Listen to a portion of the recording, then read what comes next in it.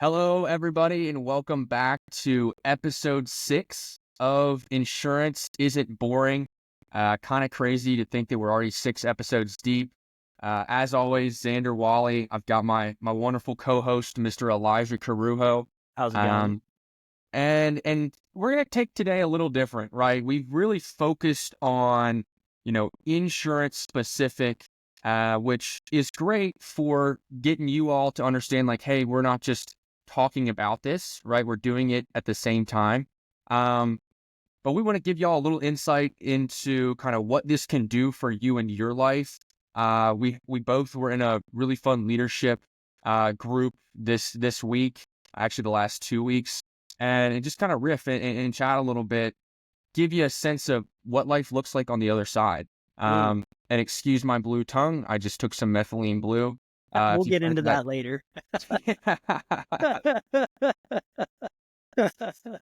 But yeah, man, I mean, where should we start? Like, we were talking before this a little bit about, like, I know you came right into the insurance industry, right straight out of college. So this is all you've ever Yeah. known. But, Yeah. a lot of people listening to this, myself included, like, I was in the 9 to 5 space. And if I ever wanted a time off or to have a late start, like, I was at somebody else's mercy. And, just personally, Elijah knows this. Like, I've been running pretty hard the last week or so. I ran appointments last Saturday and Sunday. Again, my choice, my decision. But this morning we had a couple of big deposits come through, and I was like, you know what? I'm gonna sleep in. I'm gonna go to the coffee shop with my girlfriend and unplug a little bit. And guess who I had to ask permission to do that? Nobody. That was a decision I made myself.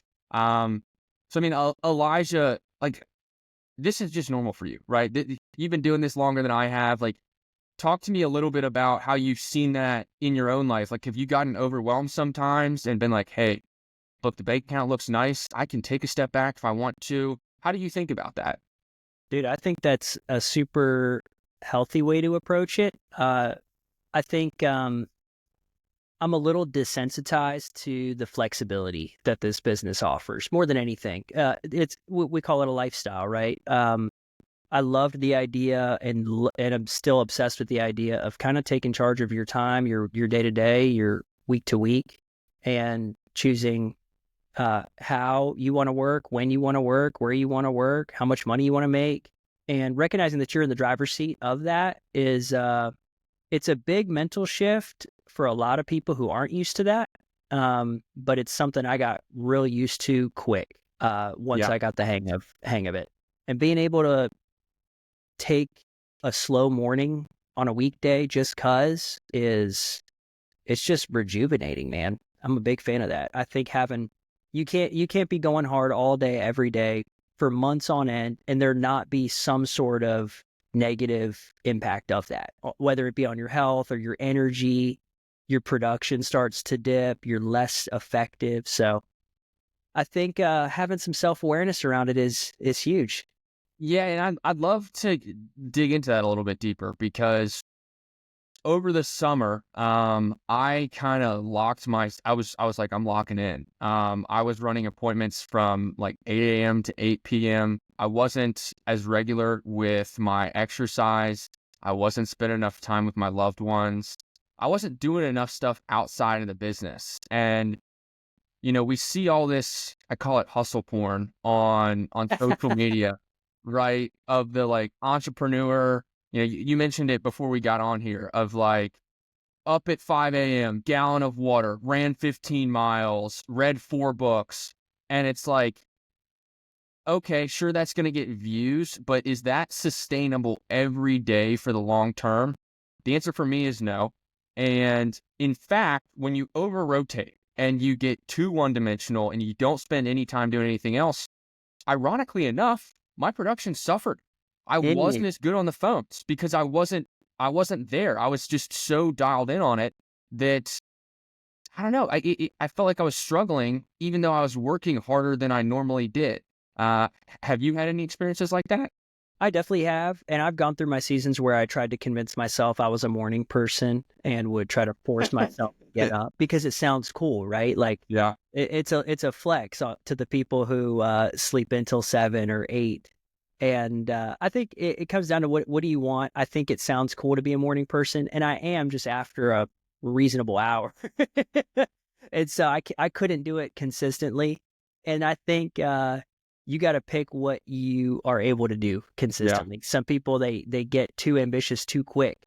All the New Year's resolutions. I'm going to go to the gym 7 days a week. I'm going to completely change my diet. I'm going to go plant based. I'm going to read a book a week, and all of that's awesome.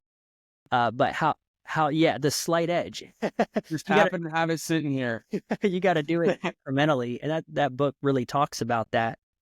Making small adjustments that compound and really have long-term success and results, because being overly ambitious and setting those goals might end up having the opposite effect, because then you quit altogether because it's Right. sustainable. Right. So I mentioned in one of the earlier episodes, like I'm trying to learn Spanish again, relearn Spanish and get started on the piano, which I don't think you can see it in the background, but it's just sitting over there. oh, you got one. That's the I first got step. one. And it's funny, dude, if you almost want to set smaller bite-sized goals in pursuit of that longer, bigger goal, right? Like, I've heard it from people on our team. If you want to make $100 before noon, that's a great goal to have. Set it smaller. Set it to $20 before noon, right? Mm, And you're probably going to far outpace that. Same thing with, the Spanish. I set small goals, 10, 15 minutes a day, right? And then I find out I'm having a good time with it. Oh, shoot, 45 minutes has passed. And then you're not beating yourself up, because it's like you just have to start doing it yeah. to create that habit, instead of, I'm going to be fluent in 2 weeks. Like, come on now. That's not realistic. My brother-in-law is he's big on Duolingo, and he sent me a screenshot that he's on a 1,000-day plus streak with Duolingo. Still can't hold a conversation fluently, but but he has not missed a day. So showing up is huge. We're not sponsored by them, but shout out Duolingo. They have figured out, and it's funny They've you say you can't gamified hold it. a conversation. Gamified it.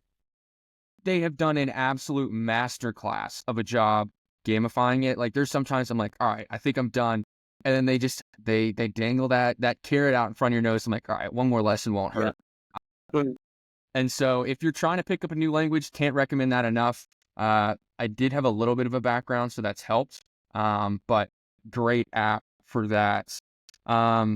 What's something else that you appreciate about your day to day that working in the role that you have gives you the ability to do, or like maybe a super cool experience that you've had recently?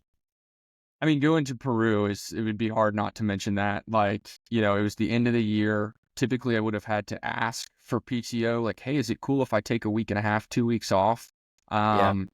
Didn't have to ask anybody for permission. And that's really the biggest thing to me, is if I've been running hard, or maybe I'm feeling under the weather one day, it's like I can reschedule these calls.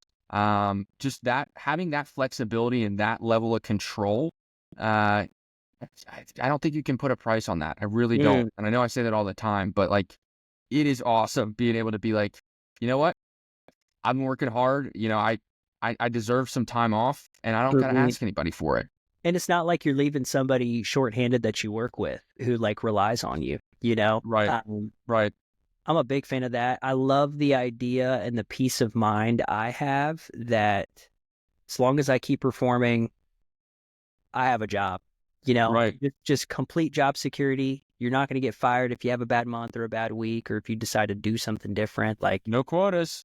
right, Just like your personal one. as peace of mind, man. I can't express it any other way than all of the different aspects give you peace of mind. And so it's I got addicted to it, bro. So I told a buddy of mine who routinely asks me about, so are you still doing insurance? Are you thinking about getting a job anywhere else? And I'm like, no, Why would not I a do that? chance. What kind of Can't imagine ridiculous it. question is that? The answer is the same as it was 4 months ago. This is just way better than any other job. But I've gotten to one, or go ahead. job is an interesting term, right? Like it doesn't feel like a job a lot of the time. Like we've talked about that learning curve, which I don't want to posture as just all sunshine and rainbows. You can get through it as quickly as you'd like to. Like that learning curve can be painful when you're not seeing the results that you want. Yeah. Got to make sure you keep that long-term vision, kind of in vision, so to speak. But dude, once you get past that, I am looking forward to get on the computer or the phones every single day. Yeah. I was at a social event a couple weeks back, and it was one of those games where it's like, I forget the name of it, but the person going closes their eyes, you pick a number, and then people say things, and the person who is getting asked the question, or they ask a question, everyone kind of gives a response, and then they're trying to decipher what number it is. I know what you're talking about. We played that around Christmas time with my siblings. I forget what it's called. It's called It's actually a pretty fun game. Yeah. But the question came up for day of the week, and I think I actually texted you after this. Yeah. And I was like, your favorite day. yeah. And most people roll their eyes when they hear that, because I remember 9 to 5, it was like Sunday night. How long can I stretch this out? I'm going to bed late, not setting me up for a good week. And now on Sunday, I'm like, can't wait to get to bed. Tomorrow's going to be a great day. Thank God it's Monday. Exactly. And it's funny to think how much can change in a year's time. For sure. Because I wasn't there always. No, not there's many stressful seasons, and having to push through that, recognizing that everything can change when you're in sales, bro. When you're in sales, everything can change in a day. Everything can change in a week. You can make tremendous progress in the span of 90 days, a lot of times, just with some serious focused effort. And I think being able to, again, the slight edge, being able to recognize what you need to do and then follow through with the output is what people struggle with, and what I really struggled with, because when you have problems that you're the sole responsibility to fix, let's just use money. Money's a really easy example to measure. Like there was at one point in the last couple years, I was pretty stressed about what we had in the bank, responsibilities that I had to pay for, and I was having a bad week sales wise. And so I got emotional about it and just like got in my head, and had a conversation with a fellow cross-line, and he just kind of helped put things into perspective for me, made a couple small changes, and within the span of like 2 weeks, bro, had over 10 grand in deposits. Everything changes, Yeah. just for making a couple sales. But being able to remain level-headed is the tricky part sometimes. It's a mental game. So it is. what do you do to help manage your thought life and have a healthy mentality around the business? Yeah, I mean, that's a great question. And I'm just thinking about how much myself 8-12 months ago would roll their eyes at this answer. For me personally, the answer is having plenty of people to talk to, both on the production side of things as well as the recruiting side of things, right? Like you don't want to be holding on to agents thinking like, hey, I need them to write something so that I can get an override. We talked about that earlier. That is the wrong way to build a business. On the production side, you don't want to be same concept. You don't want to be clinging on to your appointments. Like I need this person to say yes so that I can get paid and do whatever I want to, the next couple appointments, the next week or so. And so having so many appointments that like, dude, I'm not concerned if someone doesn't show up. If anything, great. Now I can take a breather. And that has helped me tremendously. And the thing with that is then you come into your other calls, you're in a good mood, you're ready to chat, you're full of energy, and you can have fun with it. And people feel that over the phone. Like if I'm just there to have a good time, so many people, we work primarily in mortgage protection. So many people will ask me like, or they think they need a full payoff. And my favorite question is, well, who the heck told you needed the whole thing paid for? And I say it just like that, and they'll laugh. They'll be like, I mean, I just kind of assume that's how it works. It's like, nah, brother, that's way more than you need. Getting casual, be yourself. That, in my opinion, is what resonates. And as a function of that, you'll close more deals. Yep. Yep. What you're describing is you have an abundance mindset around Yeah. what you do. You don't have a scarcity mindset where you're clingy and you're needy. And if this one appointment doesn't go well, like I'm in a bad spot. It's not what you're focused on. And you're coming into those appointments at a better mental state, at the right level of energy too. It just makes you better. And you have fun doing it, which Yep. re-energizes you and helps you maintain and manufacture momentum, like Andy Frisella talks about. And then you can really just kind of step in and maintain. I think Right. getting off the ground and establishing momentum requires so much more effort than it does to just maintain. Yep. Could not agree more. So it sounds like you feel similarly about that, like in a good Yeah. headspace, like you want to have plenty of people to talk to. Yeah. And you want to just be, hey, it's another day in the life. I'm here to help. Dude, it's what we talked about in the Key Leader Academy the past 2 Tuesdays. Yeah. The overarching theme is know yourself to lead yourself. Yeah. And knowing what you need to be at the best state that you can be is half the battle. Like I've learned about myself that I am more energized if I have a little bit of time in the morning to read and journal and make coffee and not look at my phone and get distracted and preoccupied before like 7 a.m. Like I Right. have time to wake up and be quiet. Yep. Learning how to have a good, like healthy dynamic between like work and fitness and help have a balance with it to where fitness doesn't feel like work has been another thing that I've learned. Cutting out alcohol of my life has made me so much just like mentally clearer. A couple years ago, I stopped drinking beer altogether and I lost like 15 pounds, bro, in 3 months. I didn't even think I had that much weight to lose, but it was just a small shift. Yeah. Helped me sleep better, all of it. Incorporating reading in daily. Again, the slight edge. This is what we're talking about. We're not even planning this. So yeah. Do you want to talk about the Key Leader Academy? I got a ton out of that. I'm curious. Dude, We could unpack that for the folks who weren't there, but let's get into that. I also this might be. I also want to hit on conference because some of these things. The reason I say that is because both the Key Leader Academy as well as conference, before I had attended them, look, I'll be very transparent. I hope the wrong people don't see this, but when I saw a block on my calendar for 4 hours on a Tuesday, there was a part of me that rolled my eyes and was like, do I really need this? I know you were the same way. I was absolutely locked in for all 4 hours, and I can't imagine not have going to it now, being on the other side. We got to hear from some incredible leaders who their time is freaking valuable. Let me tell you, like Jamie Susie, shout out to her. She is if you want to, you hear the term girl boss, you want to see a girl boss, go just boss in general. But I know the term girl boss is a trending one. Check her out because she is an absolute machine.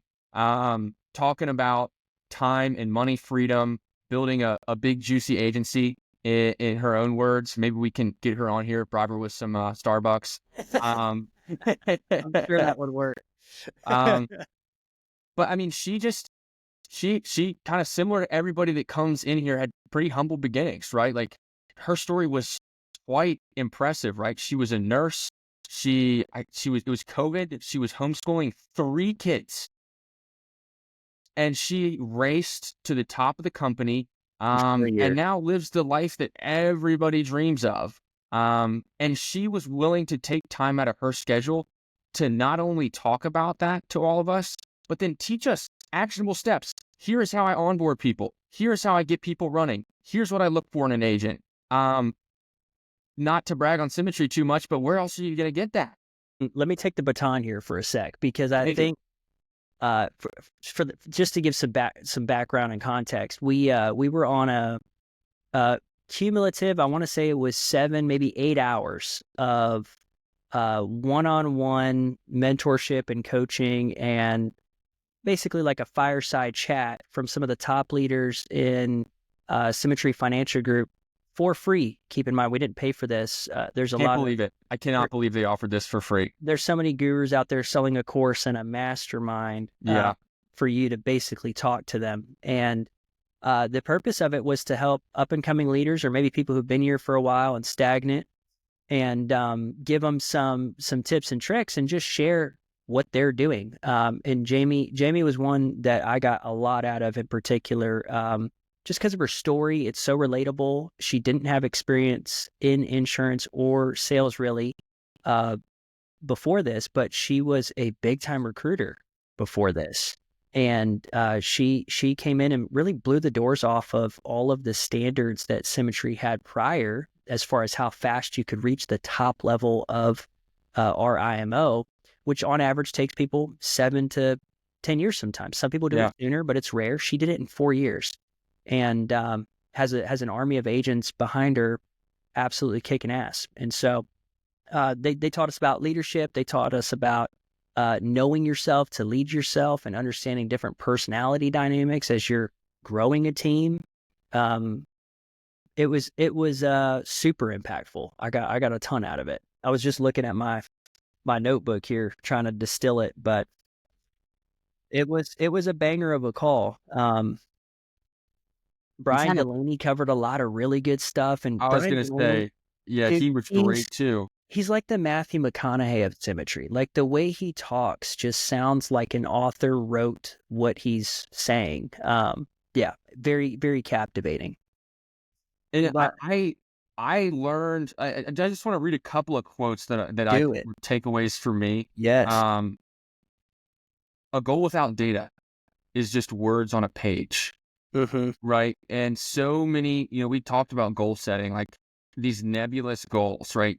Drill down into what do you need to do weekly and daily to hit that, monthly, quarterly, semi-annually, annual goal of yours. Because if you can figure out those simple things, then suddenly you're judging your success very differently.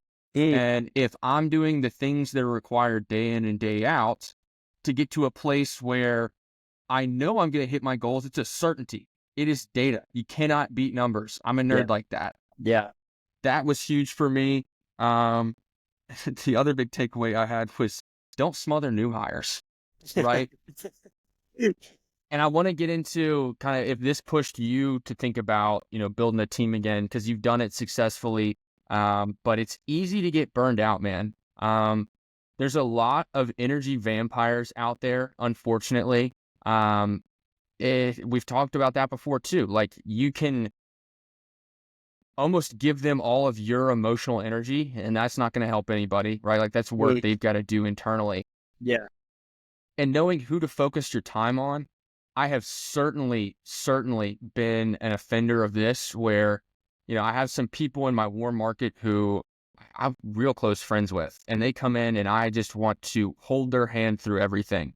And they talked about, don't rob your new agents of the struggle, right? Like, having to figure some things out on your own is not a bad thing. It means you're resourceful. And so that's another big one for me of like, okay, you want this, go do that. Yeah. Let me know when you're done with it. And kind of figure it out. We'll have some resources for you, but like, you're going to have to work at this. I can't just give it to you. I think one thing that they all do and talk kind of around was the idea of treating it like a business. Yeah. A lot of people come into it and they act as if it's a job. And there's a way you could kind of make it be a job, but if you really want to scale and build something that has a ripple effect of impact, you have to treat it like a business. These people have staff, they have weekly calls, they have office hours, they have systems and processes, and they track a ton of data so that they can know where they're at month to month. One thing I got out of it, I can't remember who said it, but they said, don't automate the parts that require you to be human. This is such a relational business. One of our first core values is relationships matter and people come first. And depending on your personality type, it could be easy to automate stuff that requires you to be human. And then you can cause friction in those relationships that make it difficult to lead people, Right. which affects your business. So it's so much to dig into. I mean, they packed a lot. Sorry, in those 2 days, but fire. Yeah. So if you're hearing this and you're either thinking about becoming an agent or you're already an agent, number one, we're biased, but recommend Symmetry. Get yourself to Key Leader, because that's when I think that's when they've kind of established like, hey, you're a serious person here. Not to give us too much kudos, but you've hit a couple promotions. You've started to make an impact on some others, and they're giving all of the keys to the castle. I say it all the time. They're giving us the keys to the castle. Like, Jamie Susie in particular was generous enough to share her entire onboarding, what she says, down to the text messages. Mm-hmm. Who does that? Who does that? Yeah. Particularly in financial services. Here's how I help people get from A to B. And oh, by the way, I'll out of respect and privacy for her, I won't share exact numbers, but she's pulling in mid to high 5 figures a month, and she's out of the field. She's not writing business anymore. Right. And that is just solely based on how great of a leader she is and how good a job she does plugging people into the turnkey system that we have here and showing them the light. You show somebody what they can work and they can achieve, and then just be there to facilitate that. I don't know. I got so much out of it. And same. It's one of those things that's going to take some time implementing too, because you can't do it all at once. You got to do it in stages. It's, I think, easy to hear people who have been here for a long time and they're at a different stage in their business and life. Like, they're on chapter 20, you're on chapter 2. Like, there's steps that they took to get them where they're at. Right. So and yeah, comparison can be the thief of joy. Right. Oh, so sure. I wasn't sitting there being like, oh, it was actually quite the opposite. I wasn't sitting there being like, oh, I'm not where I want to be yet. Instead, I'm so, dude, I can't tell you how fired up I am for 2025. Because we have all the resources we need to get to where we want to get to. Yeah. It's just a matter of, and this might lead into the leads conversation we had with our agency the other day of like, are you willing to put in the work now? Like, rubber's meeting the road. Are you willing to put in the work to get to where you need to get to? And I do just want to mention conference, because while we're on the topic of kind of training, that was another one, dude. I rolled my eyes big time. I was working my 9 to 5. I was not seeing the income from this that I wanted to see. And then my upline, Mark Neubauer, who was on here the other week, was like, hey, Xander, you need to get your rear over to Denver. You're going to pay for a conference ticket. You're going to pay for a hotel room. You're going to pay for a flight, and you're going to cover your food while you're there. And my spidey senses started to tingling. I was like, what is this pyramid scheme, MLM that I've gotten myself into? And then I attended. And I came out the gates absolutely firing after that. And now I'm one of the biggest proponents of conference. It is a must. If you want to make 6 figures, good luck doing it without that. And that's kind of the growth stage I think we all have to go through, of like, take a little bit of a leap of faith. You're betting on yourself. So why would you not invest in something like that to grow your skills? And so if you're within Symmetry, you're within the insurance. Actually, I can't speak to other IMOs because I don't know what kind of conferences they put on. If you're a Symmetry agent and your upline is talking about either a national conference, a corporate overview, something that's going to cost you time and or money to get to, it is going to pay you back dividends. Just take it from someone who wasn't seeing the success they wanted and has gotten, I hit more of my goals than I thought I was going to in 2024. And I've got to give credit where credit's due. A lot of that's due to the conferences that I went to. Well said. There's a couple conferences I know of. I mean, if your IMO, if the company you're with offers mentorship and training and you choose to not take advantage of it, that's on you, man. That's on you. That's why you're struggling, is because you're not taking advantage of the tools people are giving you. But I know Cody Askins does a pretty big conference. 8% Nation does one every year. I haven't made it out to one of those yet. I need to go check it out. A lot of people in our company go and say, amazing things about it, but our company throws a hell of a conference every year in Denver. And it's the only reason I'm still in insurance, to be honest with you, bro. Same. Like, I was also a pretty big skeptic.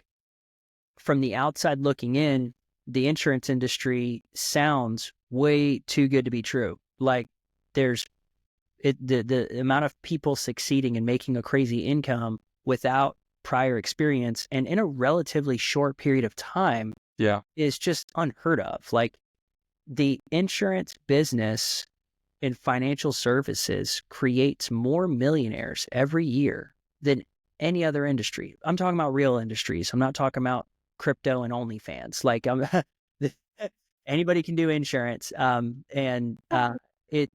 went to my first conference to see if it was legit. I was a big skeptic and took a risk, spent a few $100s to get myself there.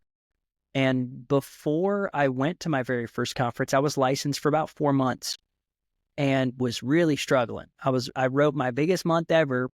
Pre-conference was $2,100 in annual premium, which is like, if both policies issued at the contract rate I was at, it was like maybe $1,000, $1,500 in commissions.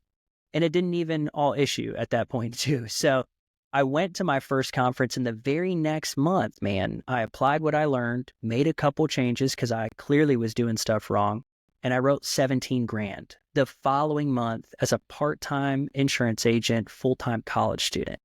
And so it's just been upward since then, because at a conference, they say big decisions are made at big events. And if you're on the fence about going all in with this and making it a career, I'm not talking to the people who are like, yeah, I want to make an extra $500 a month. I don't think you need to go to conference to do that, because that's so easy to do. Right. But if you want to make a 6-figure income or like a 7-figure income, which we got to hear from several $1 million plus a year earners in that key leader call, then get your butt to an event and make yourself somebody worth investing in, because the people at this company pour into people who want to grow. Yes. And you're not going to conference if you don't want to grow. Right. So one thing I wanted to ask you about, this will give us a little bit of direction, because we could keep riffing for 2 hours, I feel like. Heck but yeah. you mentioned something about data, and Yeah. goals without data are just words on a page. What are some, and this will lead into our leads conversation, but what are a couple key data points that you check as a producer and a builder on like a weekly basis? So, dials used to be a big one, and that is certainly a leading indicator of this, particularly as you're earlier on, right? You can brute force this business. If you have enough leads, you make enough phone calls, you talk to enough people, you're going to make sales. With the digital leads that I work now, I focus more so on appointments set and run, right? The appointment's going to shake out however it's going to. Not everybody's going to be a buyer. Heck, not everybody's going to need this. Thankfully, we've got a pretty robust platform for if someone's in a better financial spot than they think they are, we can still help them. Shout out FIF Reset, shout out Michael Moshlin, GOAT over there.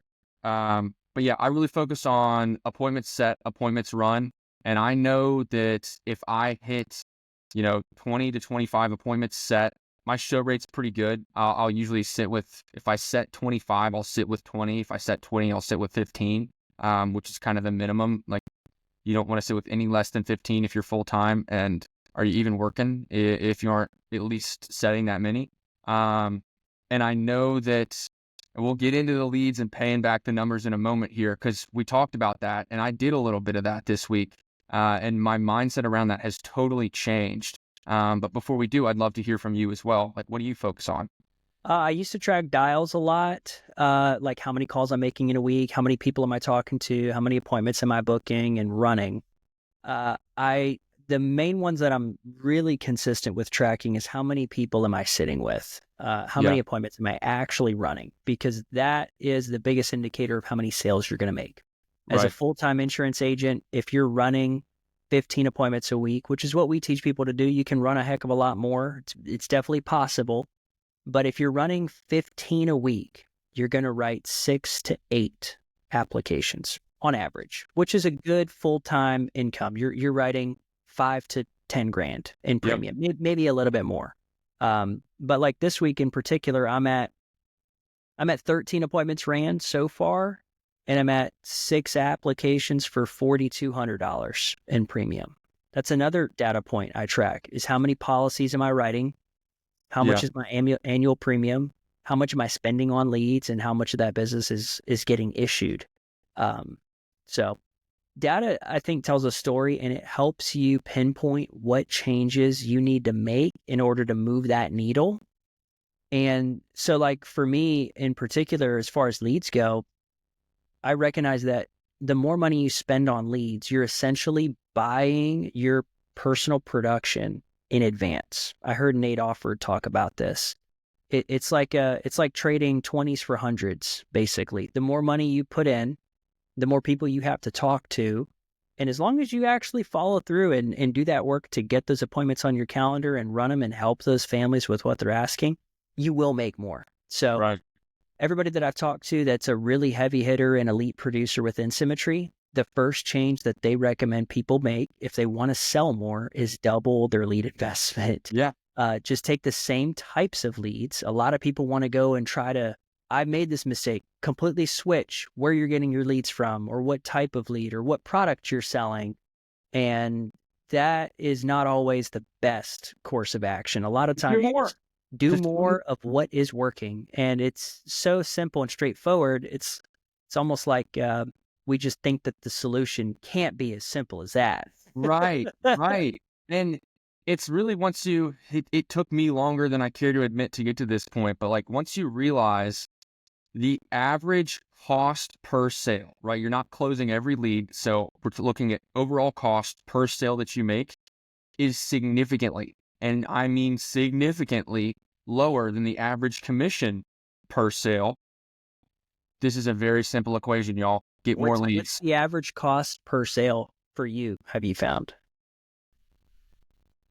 I haven't calculated that, but one thing I have calculated is I'll add up my commissions, divide it by how many dials I made, and that'll tell me how much I made per call on it. I'm looking at that right now. And In the month of January, I'm at $38 per phone call. that's insane. Insane. Whether or not they picked up the phone, told you no, go pack sand, or yeah, I'll book an appointment with you, you were making $38. And knowing that number helps remove the emotional aspect of what the system and the process is to be successful here. Like, How quickly can I make these phone calls? right. Or, yeah, dude. And that is what's beautiful about that is it's 100% in your control.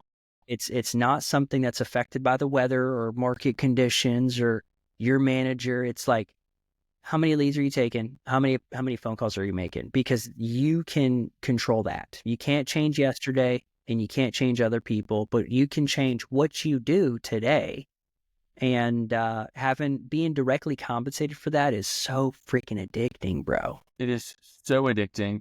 And I also, to your point about taking out the emotion aspect, right? Mhm. You're going to have a bad day. You're going to have a bad week, even as a veteran agent. It is going to happen. It's the way the numbers shake out. That's why we look at everything on a 6-week average, right? Like I had a really good week last week. Coming into this week, I knew I owed the numbers because I made more sales than the numbers said I should have based on the activity that I made. And so my goal was to get through that as quickly as possible. I didn't write a single app until Tuesday. It wasn't a huge one. Set boatload. I booked 21 this week, sat 14, and I've written 7 apps for 63, 69, and 72 cents, which Elijah and I did not plan that. That is spot on the money, the metrics that he just gave. And it's not rocket science. You don't got to be a mathematician to figure it out. We give you these numbers. You just got to go do it. Yep. So, hey, let's talk about leads real quick. Yeah. Because if you're in insurance and you're not buying leads, good luck to you. You're going to struggle and it's not going to be fun. No. Hats off to all the Primerica agents out there beating the bushes. Family, good luck to you. That takes some thick skin and some damn good resilience. But if you're on the other side of the fence where the grass is greener, we have these things called leads. where people literally ask to buy insurance from you, and all you got to do is call them, set an appointment with them, and go help them with what they're asking for. It's a beautiful thing. And leads aren't unique to Symmetry. There's lots of lead vendors out there. I know Family First Life is doing some insane production because of leads, and Equus, same thing. But if you're not buying leads, you probably should, because it's a way for you to not only buy production, but you kind of back yourself into a corner and force yourself to do the thing that is maybe a little bit challenging or you don't want to do. Like, not a lot of people want to sit down and make 200 phone calls, but if you have people to talk to that you're on the hook for financially that you bought, it'd be stupid not to. And so if you want to force yourself to, like I said earlier, manufacture momentum where you're making sales every single week, sometimes every single day, the only way to do that is to have leads. I had a conversation with a guy earlier today, newer agent. He's getting some good results. He's struggling a little bit. And we were talking about leads. And the big mistake that I realized he was making is he was buying them sporadically. He's not buying them every week. And so he'll go a week or two without making a sale. And it is so difficult to dig yourself out of that hole versus just taking leads every single week and writing production every week and profiting thousands of dollars every single week. It's easier to run a business when the cash flow is flowing, you know? Yes, remove that decision from your life, right? Like, I'm on a big standing lead order for myself. I'm taking 40 digital A leads a week. What is that dollar wise? How much are you spending on leads? 1,600. Okay. It's good for people to know that. And Yeah. you're profiting, we don't need to say the exact number, but over 10 grand a month, correct? Oh, yeah. Easy. Probably by the end of week 2.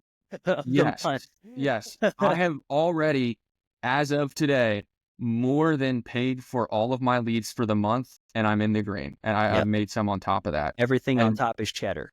Right. And that's including the 2 weeks of leads that I have yet to receive yet. It's a beautiful thing, man. And it's because of leads.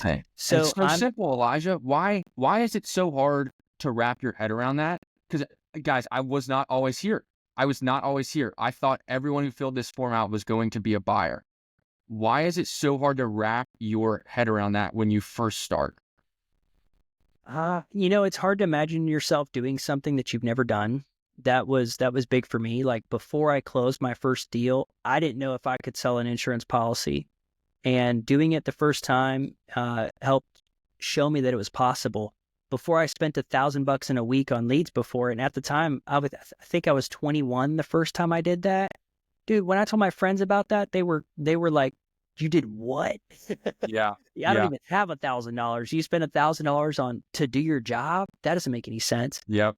It's a mindset shift at the end of the day, and it's creating the confidence to do it consistently, because if you've never done that before, it can be scary to throw a band or 2 bands at leads in a single week. But recognizing that if you want to play this game at a high level, there is an investment that's required, and it comes back to treating this thing like a business. And if you don't want to treat it like a business, then don't do what we're talking about. But you're probably in the insurance industry because you wanted to open a business yourself. And it's just a truth of it's a trick of the trade, and it's just a truth that you can't argue. You have to have a consistent flow of resources if you want to make money consistently. If you don't want to make money consistently, don't buy leads. How about that? Yeah. I think we all want to make money. Right? He's a great example. He came from the restaurant industry, and I think this makes it, this analogy is really helpful because people can wrap their head around a restaurant is pretty simple, right? They sell food. If you're trying to sell 100 hamburgers a week and you buy enough meat in week 1 to sell 100 hamburgers and you only sell 50, you can't just repackage the other 50 pounds and use it that next week. You got to buy 100 more pounds of meat. And so doing anything, and that, like you just said, that's like the standing lead order, right? And the beautiful thing is that next week, maybe the 50 pounds that you have left over, you can make a soup out of, right? You might sell 100 pounds of 100 hamburgers and then a couple beef stews, right? Like, it's going to come back to get you, but every single week. invest in leads, because this business will be so hard if you don't. Yeah. And there's ways you could be resourceful with your leads too, like getting referrals and getting additional policies per household and working your existing book of business and calling your clients from the year before. Yeah. Do all of that, but at a bare minimum, you should be taking leads every single week. And if the amount of money you spend on leads will have a direct proportion to how much income you generate off of in invest. I have to change the terminology in my own head because from it's an spend to investment. invest. Yeah. But Absolutely. hey, Elijah, I'm a new agent. I couldn't borrow $1,000 to spend on leads. Yeah. Like, how would you recommend? And for the sake of this conversation, you're a Symmetry agent. Yeah. How would you recommend getting your foot in the door and then scaling up to a point where, okay, yes, I can drop $1,000 this week on leads to make that 5-10 grand in a week that you guys are talking about? I mean, that was me, bro. I got my foot in the door and we're still here. Like you got to start where you're at. I said this on our call, the Huddle Up call on Thursday, because if you don't have $1,000 to invest in leads, then just adjust your expectations of what you're going to make. Yeah. And when I was brand new, we had these super aged leads. Like I'm talking, these things were like at a minimum 12 months old and they were 50 cents a pop. So I went and bought 100. I dropped $50 on leads. What you lack in skill, you make up for with your activity.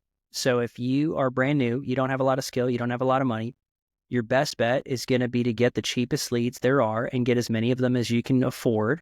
And then the money from your first sale, you use to get a real lead investment. They're kind of like practice leads. Training wheels. Yeah, they're training wheels. Aged leads are cheaper. And once you get that skill set up and you start to make some money, then you can start to really throw money at this thing and get the fresher leads, or we call them A leads, that will just cut the amount of time down that you're using to call. And so if you got $100 or $200, we would suggest you get some bonus leads, maybe some aged mail-ins or maybe some aged call-in leads, and get off the ground doing it that way. Yeah, absolutely. And then one thing that I've seen as a pitfall of newer agents is they'll do that. They'll make a sale or two and they'll be like, ooh, these are pretty good, right? I only spent $100 on this and I put, $1,000, $2,000, $3,000 in my bank account. Like, I'm just going to do more of this. Yeah. It's your business. You run it how you want to. But imagine trying to ride a motorcycle with training wheels on it. It just doesn't make any sense. And so I see far too many people almost get afraid to scale up. They see some success with the cheaper leads, but then they're like, well, these work. And they do work. That's why we have them. But I don't know anybody who wants to ride around with training wheels on for the rest of their life. And so, yes, when I first put in my SLO for $800, that was my first big SLO. Mm-hmm. I was terrified. Yeah. I knew I could do this, but I was still scared. And do it. You got to get uncomfortable to grow. And just know that you've got the numbers. As long as you're putting in the activity, it won't let you down. By Wednesday that week, I'd closed a policy that more than paid for them. And then you get numb to it. I don't even notice the charge coming through anymore. It's all a numbers game that you're in control of. And that's I think a big data point that mentors will look at to coach their agents is what does your lead flow look like? Because your lead flow is the first ingredient to the recipe that is selling $15, $20, $30 plus $1,000 in a month. And there's people in our company selling $100,000 in a month repeatedly, thanks to their lead investment. There's a guy in our company who he came in 2024 and has, I think, had probably 5 or 6 months over $100,000 in annual premium volume selling simplified issue mortgage protection. But he's spending at a minimum $2,500 a week. So it makes sense. Like, he's just buying more and having more people to talk to.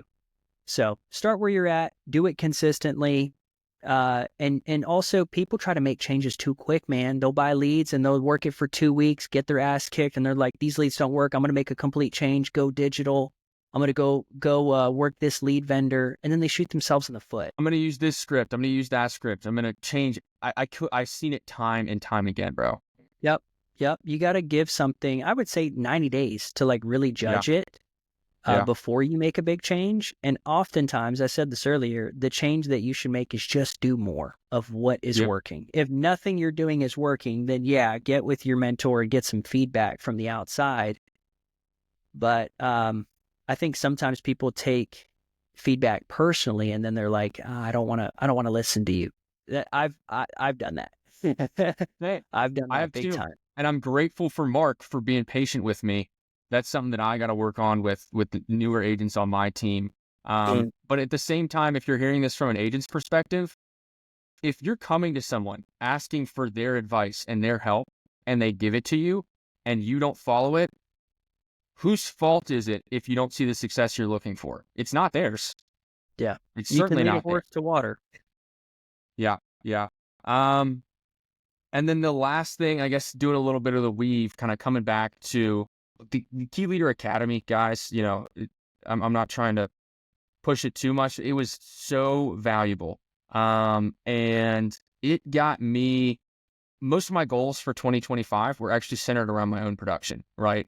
My goal is always to lead from the front, set the pace. I'm not going to tell anybody to go try and do something that I'm not doing myself.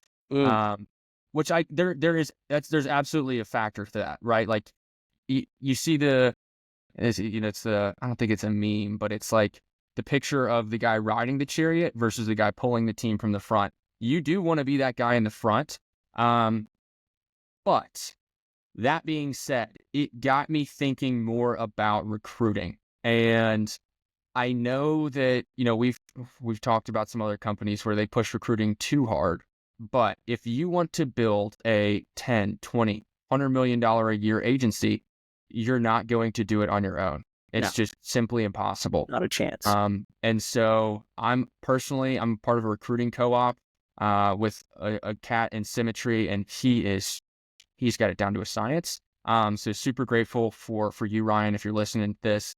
I got to focus more on building, because the impact that this has had on my life, it would be so selfish of me to try and keep this to myself and just focus on doing production on your own pen helps you. You're helping families, right? But it helps you at the end of the day.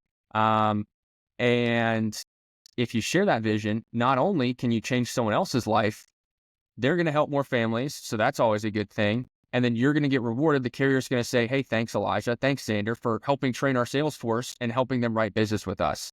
You're a killer producer, bro. Like, did that rub off on you at all? Like, how are you thinking about recruiting post Key Leader Academy? I think the way I'm thinking about recruiting post Key Leader Academy is taking a more organic approach and focusing on helping people get what they want. I think the big mistake I made when I did have a team is I was super transactional with it, and I was just trying to throw stuff against the wall, see what sticked, and people quit, and I couldn't retain anybody because I wasn't fostering those relationships. And so having a business that attracts people, because the lifestyle that insurance offers is very attractive and appealing. A lot of people aren't happy with the amount of money they're making, or the amount of money they're making is costing them too much. They don't have enough time with their family or their kids, or to be able to go take a vacation, or they're behind on bills and they're in debt and the debt's growing. And so having a vehicle, because that's really what this job is. It's nobody grows up saying, I want to be an insurance agent when I grow up. Maybe that'll change once our podcast really kicks off. Yeah, that's the plan, right? But what we have is so attractive, and a lot of people get stuck doing something because they think it's what they're supposed to do. And we have an opportunity that can give people a different avenue. And so approaching it like you said, where what we have is so good, we can't be selfish with it. We just have to let people know what's out there. And if they want to do it, they can. But at the end of the day, if you're building a team, that's a volunteer army that can come and go. And if this is something that they do for a season and then transition into something else, that's awesome too. But at the end of the day, caring about people enough to be real with them, but also take the time to help get them off the ground, because it can be hard to start a business by yourself. And if you're building a team, you should at a minimum have done it before, so that you can be a good person to field questions and give feedback and help coach, because it's hard to take people somewhere that you've never been. And being able to walk alongside somebody versus stand on the hilltop and point and tell them where to go, it's a totally different interaction between a mentor and a mentee type relationship. I'm doing here. You want to come with me? Versus you can go figure that out. You go there. I haven't done it. Super powerful. You got to have street cred at the end of the day. Nobody wants to listen to somebody who hasn't done it before. Right. And why would you? Why I wouldn't. And a lot of people reach out to me about production questions and you about production questions, because we're getting the result that a lot of people want, but we're also not withholding what we're doing that's working, because it doesn't take anything away from me to help somebody else make the income that they're wanting to make by playing a game of copycat. And so learning how to be a traffic cop is something that Jamie Susie really hammered home on the Key Leader Academy too. And instead of one-on-one explaining how to do something 50 different times to your whole team, pointing people in the right direction and just kind of directing is a much more efficient approach to helping get people started. Right. That's how you scale, right? At a certain point, you've only got so many hours in a day. And for some of the interpersonal stuff, like someone's having a tough time. If an agent is putting in the activity and the investment, they're working on themselves, dude, I got all the time in the world for you. I will give you as much time as I possibly can. In fact, I'll probably maybe over-rotate and give you too much love and care. But all the simple stuff, how do I get switchboard set up? How do I set up an SLO? How do I write an app? How do I underwrite? All that stuff you've got to automate, because if you're going to run and grow at the rate that Jamie Susie did, there's not enough hours in the day to spend an hour. Here's how you go through Mutual of Omaha's e-app. Like, no, that can be a 10-minute Loom video that you record once and use for the next until they change the e-app, right? Yeah.